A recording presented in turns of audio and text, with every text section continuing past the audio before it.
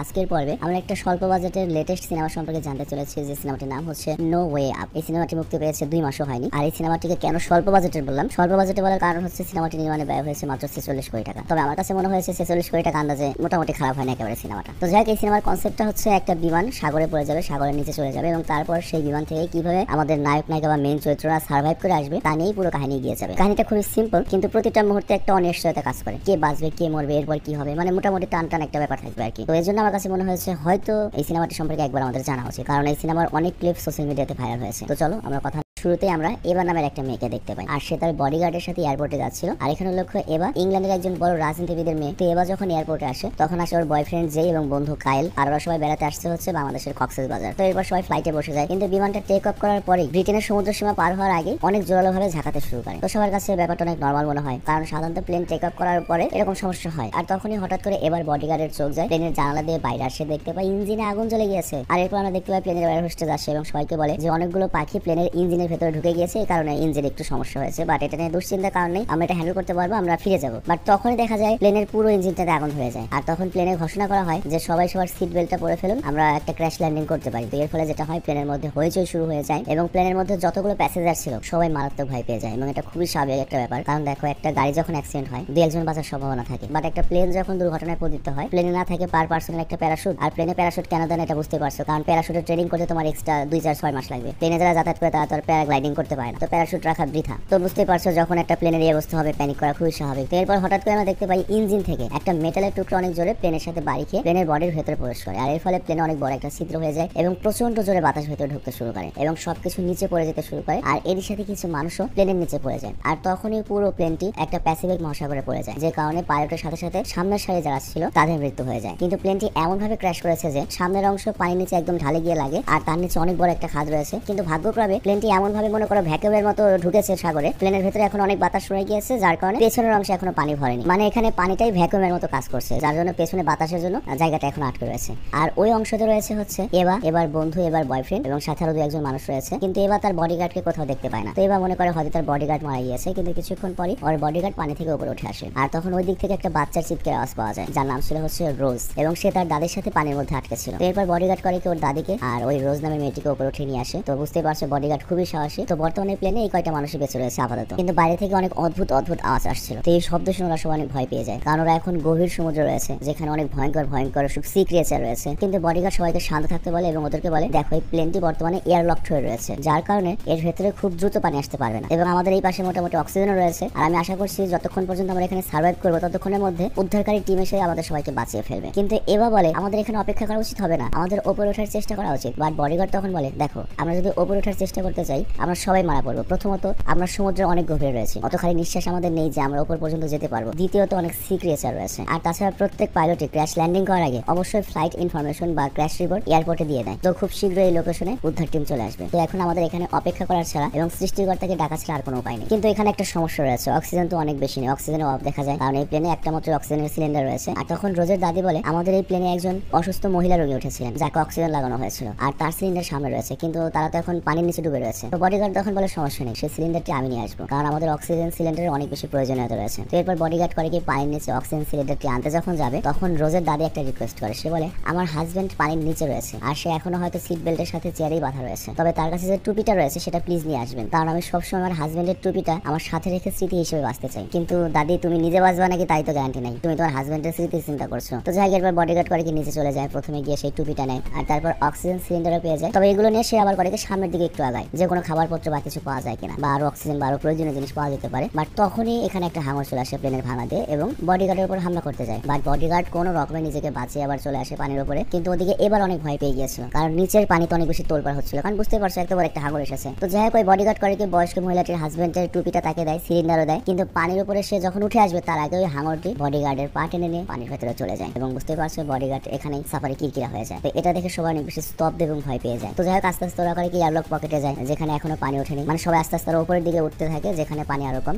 এবং ওরা সবাই একসাথে হয়েছিল। তো ওদের এখন ডাবল হয়। প্রথমত ওদের হাতে সময় খুব কম, ভেতরে অক্সিজেন শেষ হয়ে যাবে, আর বিমানটা আস্তে আস্তে এদিকে তো পানি চলে আসবে বিমানের ভেতরে, তার উপর বাইরে হাঙর, না পারছে বেরোতে না পারছে ভেতরে থাকতে। আবার এদিকে এবার যে ফ্রেন্ড রয়েছে জানা হচ্ছে কাইল, ওর হাতে অনেক ব্যথা, কারণ ওর হাতের হাড্ডি ভেঙে গিয়েছে। আর তখন রোজের দাদি বলে আমি একজন নার্স, আমি তোমাকে হেল্প করতে পারি। তো এরপর রোজের দাদি করে কি কয়েলের হাতটা এমন ভাবে ব্যান্ডেজ করে দেয় যে ওর হাতের ব্যথা মোটামুটি কমে যায়। আর তারপর আমরা সমুদ্রের উপরে একটা হেলিকপ্টারটাকে আসতে দেখি, আর এটা এবার বাবা পাঠিয়েছে, কারণ বুঝতেই পারছো এবার বাবা অনেক বড় একটা পলিটিশিয়ান, আর ওরা এখানে এসেছে মূলত এবার জন্যই, মানে আর এবার জন্য বাকি প্যাসেঞ্জারদের আর কি ভাগ্য খুলবে। কিন্তু হেলিকপ্টার যখন ওই লোকেশনে আসে তারা কিছুই খুঁজে পায় না, কারণ পুরো প্লেনটি পানির নিচে ডুবে গিয়েছে। আর ওইদিকে আমরা দেখতে পাই পানির নিচেও প্লেনটিতে বেশ তোলপাড় শুরু হয়েছে, মানে প্লেনের মধ্যে অনেক হাঙর ঢুকে পড়েছে ছিদ্র দিয়ে, এবং ওই হাঙরগুলো করছে কি নিচে যে মৃত মানুষজন রয়েছে তাদেরকে খাচ্ছে। আর এটার কারণে যেটা হচ্ছে প্লেনে ঝাঁকি খাচ্ছে এবং প্লেনটা আস্তে আস্তে আরো ভেতর দিকে যাচ্ছে। আবার বাইরেও প্রচুর হাঙর রয়েছে। তো যাই হোক এবার এখন পড়ে গেছে আরো বিপদ, ওদের যে কোনো একটা স্টেপ নিতেই হবে, কারণ ওরা যদি এখানে থাকে ওরা পানিতে ডুবে মারা পড়বে। কিন্তু তখনই আমরা দেখতে পাই প্লেনটির উপর একটা লিক হয় এবং পানি ভেতরে প্রবেশ করতে শুরু করে, এবং প্লেনের ভেতরে আরো বেশি তোলপাড় শুরু হয়ে যায়। আর তখন সবাই প্লেনের ভেতরে এক একটা জিনিস শক্ত করে ধরে রাখে, আর তারপর প্লেনটির আরো নিচের দিকে নেমে গিয়ে ওই শক্ত জিনিস আটকে থাকে। আর এখানে লক্ষ্য প্লেনটি যদি আরো নিচে চলে যায় তাহলে একেবারে কিন্তু গিরি খাদে চলে যাবে, ওদের একজনও বাঁচবে না। তো ওরা তখন সবাই ঠিক করে ওদের যে কোনো বলে এখান থেকে আগে বেরোতে হবে। কিন্তু এখানকার সবচেয়ে বড় সমস্যাটা হচ্ছে হাঙর, যে করে হোক হাঙরগুলোকে ডিস্ট্র্যাক্ট করে ওদেরকে উপরে উঠতে হবে। আর তখন রোজ বলে আমরা হাঙর থেকে একটু উপায় বাঁচতে পারি। আমাদের স্কুলের ম্যাডাম বলেছিল যে হাঙররা বাবল পছন্দ করে না, বাবল মানে যে পানি নিচে যে হাওয়া ওঠে সেগুলো আর কি। তো আমরা যদি কোনোভাবে চারদিকে অনেক বাবল তৈরি করতে পারি তাহলে হাঙরদেরকে সরানো যাবে। আর তখন ওদের যে ফ্লাইট অ্যাটেন্ডেন্ট ছিল সে বলে আমি প্লেনে যাওয়ার সময় দেখেছিলাম যে এখানে কয়েকটা যাত্রী ছিল যাদের কাছে স্কুবা ড্রাইভিং এর জিনিস ছিল, তার মানে তারা হয়তো স্কুবা ড্রাইভিং করতে কোথাও যাচ্ছিল, তো ওগুলো আমাদের কাজে লাগবে, ওগুলোর সাহায্যে আমরা উপরে উঠতে পারি। আর তখন এবার বয়ফ্রেন্ড অনেক হতাশ হয়ে যায়, বলে না কিছুই করতে পারবো না, আমরা খুব শীঘ্রই মারা পড়বো, আমরা কেউই বাঁচতে পারবো না। তো ওর এরকম হতাশাজনক কথা শুনে আরো সবাই ভয় পেয়ে যায়। আর এবার তখন অনেক ইমোশনাল হয়ে পড়ে এবং সে করে কি ভয়ে নিজেকে ওয়াশরুমে আটকে ফেলে, তবে খুব দ্রুত নিজের ইমোশন কন্ট্রোল করে আবার বাইরে বেরিয়ে আসে। আর এইদিকে আমরা দেখতে পাই যে হেলিকপ্টারটা পানির উপরে ছিল, তারা কিছু না পেয়ে ফিরে যাচ্ছিল, কিন্তু তখন ভাগ্যক্রমে নিচ থেকে কিছু প্লেনের ভাঙা অংশ উপরে চলে আসে এবং হেলিকপ্টারের পাইলটটা দেখে ফেলে এবং তারা বুঝতে পারে এখানেই প্লেনটা ডুবেছে। আর এরপর তাদের মধ্যে থেকে দুজন ডুবুরি নিচে লাফ দেয় এবং ওরা ডুবে থাকা প্লেনটির কাছে পৌঁছেও যায়। আর তখন ওদের মধ্যে একজন করে কি প্লেনের ভেতরে প্রবেশ করে আর একজন বাইরে থাকে। আর প্লেনের বাইরে যে ছিল সে উইন্ডো থেকে ভেতরের লোকদের এবাদের বোঝানোর চেষ্টা করছিল তোমরা টেনশন করো না, আমরা তোমাদের বাঁচাতে চলে এসেছি। বাট তখন এবার ওই উদ্ধারকারীকে বলতে থাকে আরে ভাই আগে তুই বাঁচলে সে আমাদের বাঁচাবি, বাইরে অনেক শার্ক রয়েছে। বা ডুবুরি এটা কিছুই বুঝতে পারে না, কিন্তু যতক্ষণে বুঝতে পারে তখন অনেক দেরি হয়ে গিয়েছে, একটা শার্ক এসে ওই ডুবুরিকে টেনে নিয়ে যায়। আর তার কিছুক্ষণের পর ওরা প্লেনের ভেতরে আরেকটা চিৎকার আওয়াজ পায় পানির নিচ থেকে, তার মানে দ্বিতীয় ডুবুরিকেও শার্ক খেয়ে নিয়েছে। আর তখন এবার বয়ফ্রেন্ড বলে তার মানে আমাদের আর কোনো আশা নেই, কিন্তু তারপর একটু আশা রয়েছে, ওই দুটো ডুবুরি যে এসেছিল আমরা যদি কোনোভাবে ওদের দুটো সিলিন্ডার পেয়ে যাই আমরা হয়তো ওই অক্সিজেন দিয়ে উপরে উঠতে পারবো। মানে শালার চিন্তা ভাবনা কি, ডুবুরিরা অক্সিজেন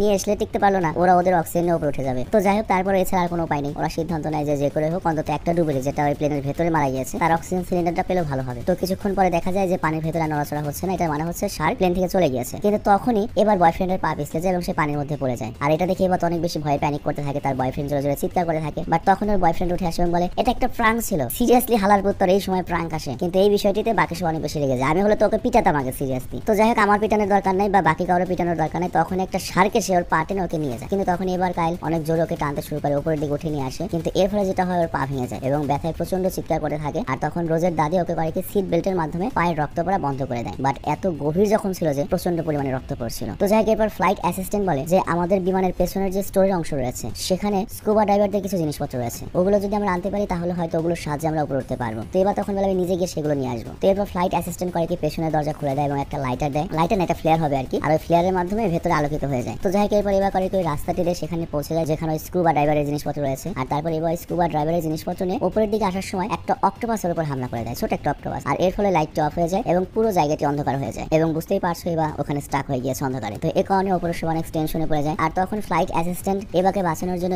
নিচে যাওয়ার সিদ্ধান্ত নেয়। আর যখন ফ্লাইট অ্যাসিস্ট্যান্ট নিচে নামতেই যাবে তখন এবার করে কি উপরের দিকে চলে আসে এবং সাথে করে ওই ড্রাইভিং এর জিনিসগুলো নিয়ে আসে। আর এখানে 4টা ড্রাইভিং স্যুট ছিল এবং মাস্ক ছিল। ওরা যখন এটা নিয়ে খুশি তখনই দেখা যায় এবার বয়ফ্রেন্ড অতিরিক্ত রক্তক্ষরণের কারণে মারা গেছে, মানে বেশি পাকনা হলে এরকমই হয় আর কি। তো এটা দেখে এবার অনেক ভেঙে পড়ে, কিন্তু তখনই প্লেনের মধ্যে আবার তোলপাড় শুরু হয়ে যায়, মানে হাঙররা আবারও হানা দেওয়ার জন্য ঢুকেছে। আর এই কারণে যেটা হয় প্লেনের সামনের যে অংশটা ছিল সেটা ক্র্যাক বা ভাঙতে শুরু করে এবং এর মানে হচ্ছে ওরা খুব দ্রুত পানি নিচে চলে যাবে। তো এবার তখন বলে আমাদের খুব দ্রুত এই পানি থেকে বেরোতে হবে, নয়তো আমরা সবাই ডুবে এখানে মারা পড়বো। কিন্তু কায়েল অনেক বেশি ঘাবড়ে গিয়েছে, এবার বন্ধু। আর এর কারণটা হচ্ছে কায়েল সাঁতার কাটতে যায় না। কিন্তু এবার তখন বলে তোমাকে সাঁতার কাটতেও হবে না, তুমি জাস্ট সুইমিং স্যুটটা পরবে আর এরপর নজলটা খুলে দেবে, তাহলে তোমার আর সাঁতার কাটার প্রয়োজন পড়বে না। মানে বিষয়টা আমি বুঝিয়ে বলি, লাইফ জ্যাকেটটা যে রয়েছে সেটার মধ্যে হয়তো গ্যাস চেম্বার রয়েছে, ওই নজল খুলে দিলে হয় কি ওই লাইফ জ্যাকেটটা ফুলে যায় হাওয়ায়, তো ওই হাওয়া তো তোমাকে অটোমেটিক্যালি পানির উপরে নিয়ে আসবে। তো যাই হোক এরপর আমরা দেখতে পাই এবার অক্সিজেন সিলিন্ডার গুলো নিয়ে আসে যেটা বডিগার্ড নিচ থেকে নিয়ে এসেছিল আর সবাইকে জ্যাকেট পরতে বলে। তো সবাই যখন জ্যাকেট পরে এবং তারপর যখন উপরের দিকে উঠতে থাকে তখনই প্লেনটি নড়াচড়া করা শুরু করে। এর মানে হচ্ছে প্লেনটির সামনের অংশ ভেঙে নিচে তলিয়ে গিয়েছে এবং ওদের খুব দ্রুত পানির উপরে ওদিকে উঠতে হবে এবং প্লেন থেকে মাস্ট বের হতে হবে। কিন্তু তখন রোজের দাদি হঠাৎ করে বলে ওঠে, আমি তোমাদের সাথে যাবো না, কারণ আমার বয়স হয়ে গিয়েছে।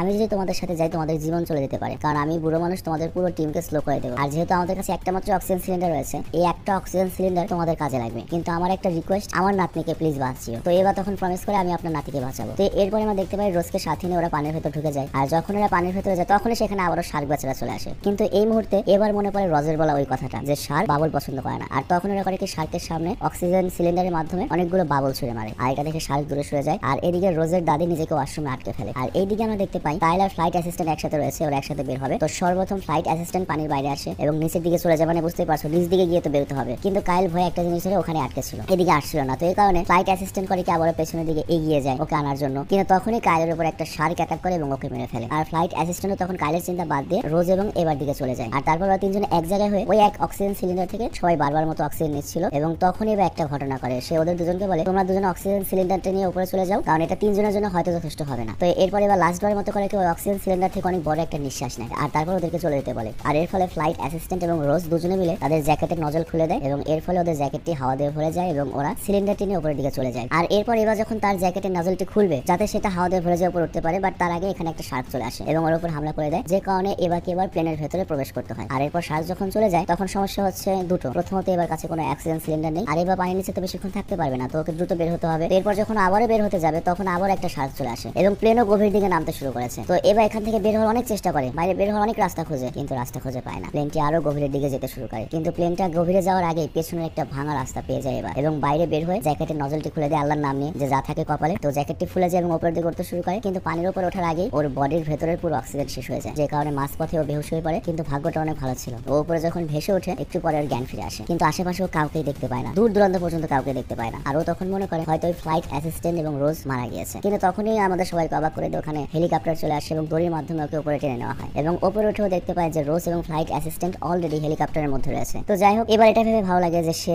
রোজের দাদিকে কথা দিয়েছিল যে রোজকে বাঁচাবে, সে রোজকে বাঁচাতে পেরেছে। কিন্তু এবার তার বয়ফ্রেন্ড, তার বন্ধু, তার বডিগার্ডকে হারিয়েছে, আর ওদিকে রোজ তো তার দাদাদের দুজনকে হারালো। তো যাই হোক, সবচেয়ে ভালো এবার হচ্ছে ওরা বেঁচে গিয়েছে, পেছনের দিকে তাকানোর আর কোনো পথ নেই। তো এরপর হেলিকপ্টারটি ওদেরকে নিয়ে সামনের দিকে এগোয় আর এখানে এই সিনেমাটি শেষ হয়ে যায়। তো যাই হোক, আমি জানি না সিনেমাটি তোমাদের কাছে কেমন লেগেছে, তবে মাঝে মাঝে এই সিনেমার কিছু কিছু জায়গা ছিল খুবই উত্তেজনাময়, যে কি হবে, ওকে বাঁচবে না মরবে, মানে ওভারঅল একেবারে খারাপ লাগে নাই। বাজেট আন্দাজে একেবারে খুব খারাপ সিনেমা হয়েছে সেরকম না।